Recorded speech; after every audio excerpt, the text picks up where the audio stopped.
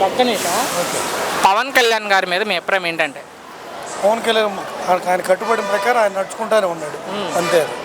So ఆయన ఇప్పుడు ఉప ముఖ్యమంత్రిగా ఉన్నారు. సో డిప్యూటీ సీఎంతో పాటు 5 శాఖల మంత్రి. ఏమనిపిస్తుంది ఆయన పనితీరు 2 ఏళ్లలో?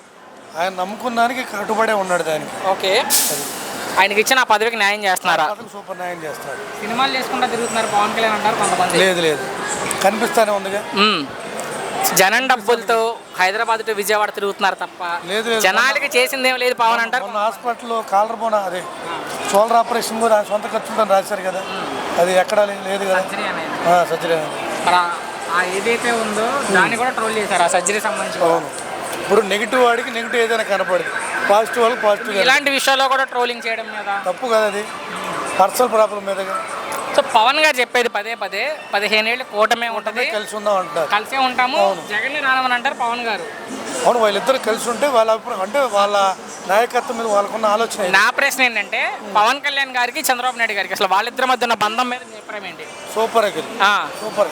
మనం పక్కన అనుకోవడం తప్పితే లోకల్గా ఉన్న బాడీ అనుకోవడం తప్పితే వాళ్ళిద్దరి మధ్య ఎలాంటి అభిప్రాయం కూడా కానీ పుల్లలు పెట్టాలని వాళ్ళిద్దరిని విడగొట్టాలని చూస్తూ ఉంటారు, జరుగుతూనే ఉంటాయి.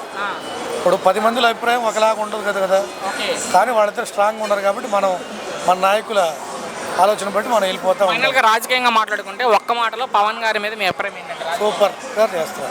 థ్యాంక్స్ అన్న.